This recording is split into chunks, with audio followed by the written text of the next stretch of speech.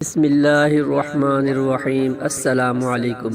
ایک بار جبرائیل علیہ السلام نبی کریم صلی اللہ علیہ وسلم کے پاس تشریف آئے۔ آپ صلی اللہ علیہ وسلم نے دیکھا کہ جبرائیل کچھ پریشان ہیں۔ آپ نے فرمایا، جبرائیل کیا معاملہ ہے کہ آج میں آپ کو غم زدہ دیکھ رہا ہوں؟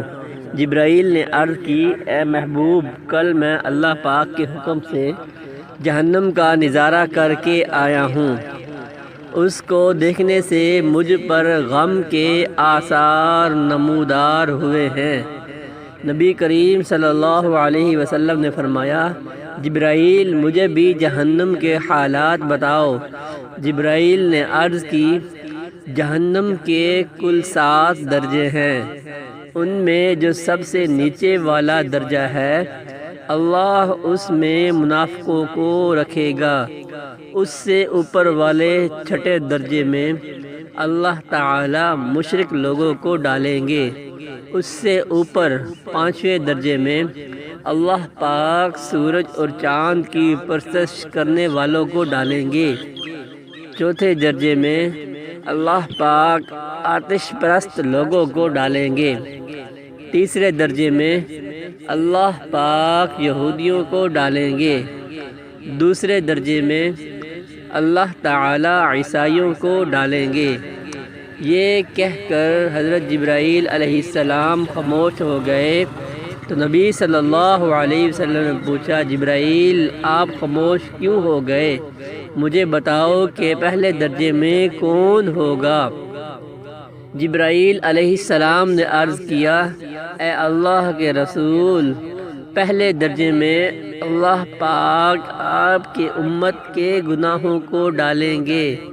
جب نبی کریم صلی اللہ علیہ وسلم نے یہ سنا کہ میری امت کو بھی جہنم میں ڈالا جائے گا تو آپ بے حد غمگین ہوئے اور آپ نے اللہ کے حضور دعا کرنا شروع کی۔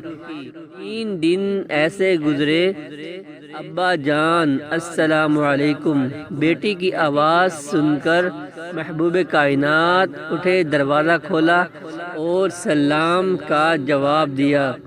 ابا جان، آپ پر کیا کیفیت ہے کہ 3 دن سے آپ یہاں تشریف فرما ہیں؟ نبی کریم صلی اللہ علیہ وسلم نے فرمایا کہ جبرائیل نے مجھے آگاہ کیا ہے کہ میری امت بھی جہنم میں جائے گی۔ فاطمہ بیٹی، مجھے اپنے امت کے گناہ گاروں کا غم کھائے جا رہا ہے اور میں اپنے مالک سے دعائیں کر رہا ہوں کہ اللہ ان کو معاف کر اور جہنم سے بری کر۔ یہ کہہ کر آپ پھر سجدہ میں چلے گئے اور رونا شروع کر دیا، یا اللہ میری امت، یا اللہ میری امت کے گناہ گاروں پر رحم کر، ان کو جہنم سے آزاد کر۔ اتنے میں حکم آ گیا، وَلَسَوْفَ يُعْطِيكَ رَبُّكَ فَتَرْضَىٰ، اے میرے محبوب غم نہ کرے، میں تم کو اتنا عطا کر دوں گا کہ آپ راضی ہو جائیں گے۔